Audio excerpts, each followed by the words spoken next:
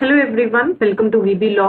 So जैसे कि we are continuing Master Barrett series of Indian Evidence से so far हमने सेक्शन 16 तक मैंने आपको पहले करवा दिए। सो जिन स्टूडेंट्स ने ये फर्स्ट टाइम वीडियो देख रहे हो, ठीक है, आप लोग जो है प्लेलिस्ट में आपको डिस्क्रिप्शन बॉक्स में प्लेलिस्ट मिल जाएगी, वहां से आप जो है पहले वाले वीडियोस देख सकते हो।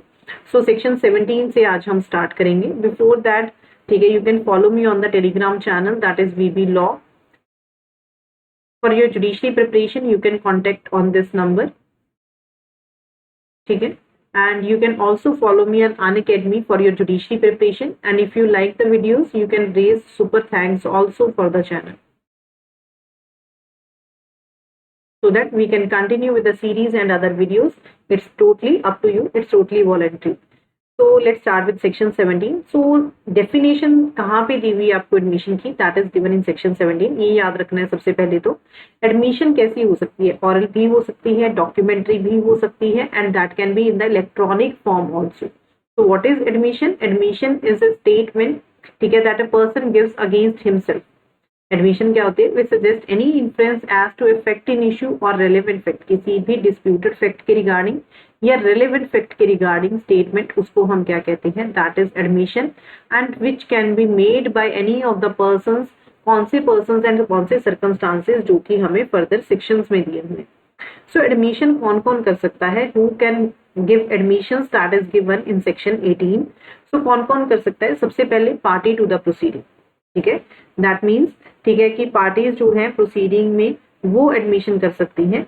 Second is agent, authorised agent जो है वो कर सकता है। फर्स्ट वन इज पार्टी कर सकती है, देन ऑथोराइज्ड एजेंट कर सकता है एडमिशन। एजेंट ऑथोराइज्ड होना चाहिए, कोई भी एजेंट नहीं कर सकता। Third one is party suing और sued in the representative character while holding such admission, ठीक है, दैट मीन्स कि ट्रस्टीज हो गए, ठीक है, एग्जीक्यूटिव्स हो गए, एडमिनिस्ट्रेटर्स हो गए, मैनेजर्स हो गए, ठीक है, that can make an admission. Next is by party interested in subject matter. तो अगर कोई भी पार्टी इंटरेस्टेड है सब्जेक्ट मैटर में, जिसका कोई पेक्यूनरी या प्रोप्राइटरी इंटरेस्ट है, वो जो है एडमिशन कर सकती है। Next is by persons from whom the interest is derived, that means previous in blood हो गया, ठीक है, previous in law, previous in state. So previous can be of three kinds: previous in blood, previous in law, previous in state. So they can also make the admissions. So persons from whom the parties to the suit have derived their interest in the subject matter of the suit can make the admission. तो ये clause जो है indicate करता है that there ought to be a privity, mutual या successive relationship है to the same right और property, then those persons can make the admission. तो नाउ एडमिशन क्या स्ट्रेंजर्स कर सकते हैं? No, admissions can not be made by the strangers, but there is an exception to that, that is section 19 and 20। उस चीज की exception है। वो कैसे है, इसको समझने के लिए सेक्शन 19 को पहले हम इलस्ट्रेशन देखेंगे। इलस्ट्रेशन क्या कहती है कि ए ने जो है, ए अंडरटेक्स, बी ए को हायर करता है टू कलेक्ट रेंट फॉर, ठीक है, बी ए को हायर करके उसके लिए रेंट कलेक्ट करने के लिए। बी बाद में ए को सू कर देता है कि उसने रेंट कलेक्ट नहीं किया, तो सी ने बी को देना था। ए डिनाई कर देता है कि कोई भी रेंट ड्यू था ही नहीं, सी ने कोई रेंट बी को नहीं देना था। बट अब अगर यहाँ पे आके सी ये बोल देता है कि हाँ मैंने तो रेंट देना था बी को, देन दैट इज, वो क्या हो गया? That is an admission. C क्या कर रहा है? वो एक एडमिशन कर रहा है, ठीक है, कि उसको रेंट देना था, वो स्टेटमेंट उसके अगेंस्ट आ रही है, and that is a relevant fact as against A if A denies that C did owe rent to B, ठीक है। So this is what is given under section 19। ये कहता है कि स्टेटमेंट्स मेड बाय पर्संस, की कोई भी person अगर स्टेटमेंट देता है, उसकी पोजीशन या लायबिलिटी नेसेसरी है उसको प्रूव करने के लिए as against any party to the suit are admissions, वो एडमिशंस हैं।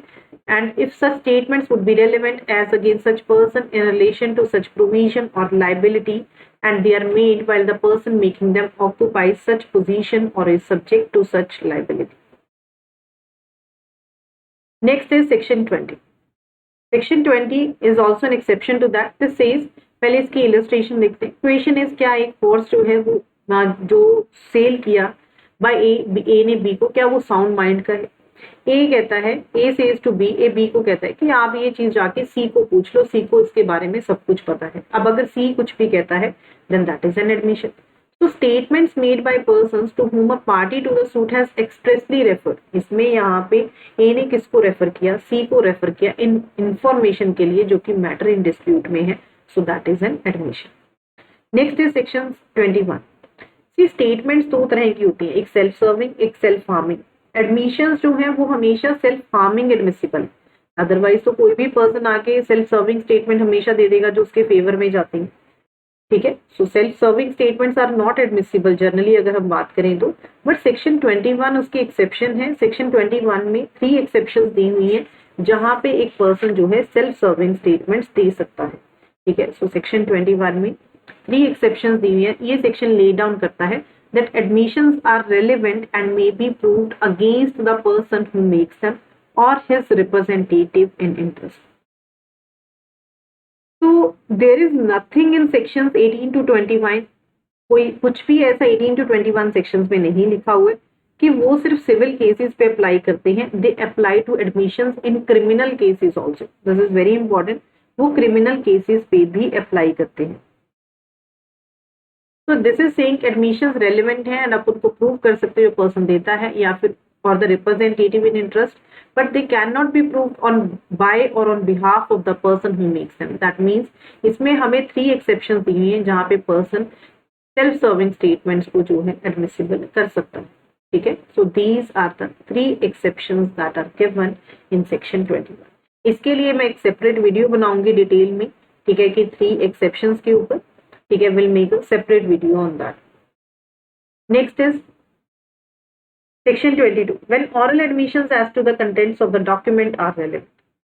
So section 22 applies, this says कि oral admissions contents of the document के regarding कब relevant है। अगर कोई document है, we know that कि वो documentary evidence से ही उसको prove करना होगा, oral admissions उसके relevant नहीं है।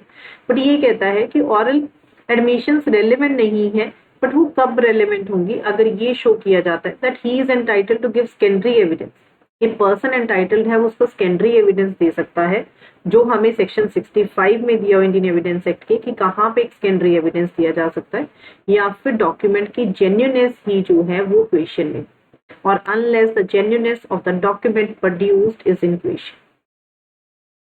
Next is section 22, when oral admissions as to the contents of electronic records are relevant. This says oral admissions as to the contents of electronic records are not relevant. वो relevant नहीं है unless the genuineness of the electronic record produced is in question. जब तक कि genuineness जो है वो question में ना, ठीक है। So 22 oral documentary evidence के regarding बात करते हैं। This is regarding the electronic record. Section याद रखना है, डायरेक्ट आपको section based question आता है इसमें से। Section 23 talks about admissions in civil cases when relevant, कि admission civil cases में कब relevant होगी, ठीक है। So ये जो सेक्शन है this is based on the maxim that इंटरेस्ट री पब्लिक उड सिट फिनिस लिटियम के ऊपर बेस्ड है। सो ये इस चीज के ऊपर बेस्ड है that it is in the interest of the state that there should be an end to litigation. ये सेक्शन प्रोटेक्ट करता है कम्युनिकेशंस को दैट आर मेड, जो कि किस चीज में किए जाते हैं, that are made without prejudice.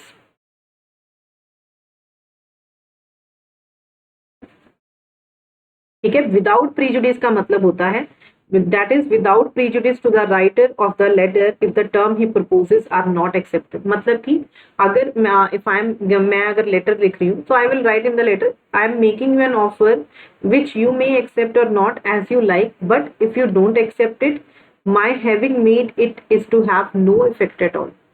अगर आप इसको एक्सेप्ट नहीं करते तो इसका कोई भी इफेक्ट नहीं होगा। दैट मीन्स ये जो सेक्शन है ये लिटिगेशंस को रिड्यूस करने के लिए ये कहता है कि in civil cases no admission is relevant if it is made, अगर वो एक्सप्रेस कंडीशन के ऊपर की गई है। If I am making an letter तो मैंने एक्सप्रेसली लिख दिया कि आप उसको मेरे अगेंस्ट नहीं यूज कर सकते हो।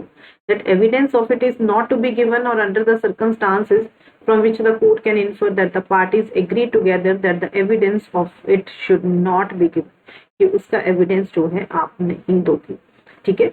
सो अंडर सेक्शन इसकी एक्सप्लेनेशन क्या कहती है, nothing in this section shall be taken to exempt any barrister, pleader, attorney और वकील from giving evidence of in matter which he may be compelled to give evidence under section 126।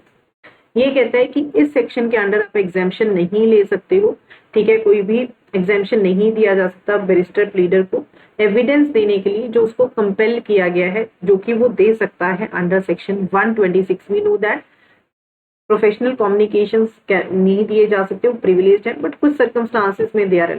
तो यहाँ पे इस सेक्शन में एग्जेम्पशन नहीं allowed है, ठीक है। So this is what is given in the explanation. That means the legal advisor of the party will not be prevented from giving evidence of any communication अगर उसने कोई furtherance of illegal purpose में की है, या फिर अगर ये शो कर दिया जाए कि जब से उसकी एम्प्लॉयमेंट उसने ली है उसके बाद उसने कोई फ्रॉड कमिट किया है सिंस हिज एम्प्लॉयमेंट। तो this is your section 17 to 23। यहाँ से आपको डायरेक्टली ये वाले क्वेश्चंस बनते हैं, ठीक है। अगर आपको वीडियो अच्छा लगा हो, do let me know in the comment box so that we can continue this series. And for further details you can just check the description box, जो है आप चेक कर सकते हो। You can follow me on Unacademy. Thank you so much everyone.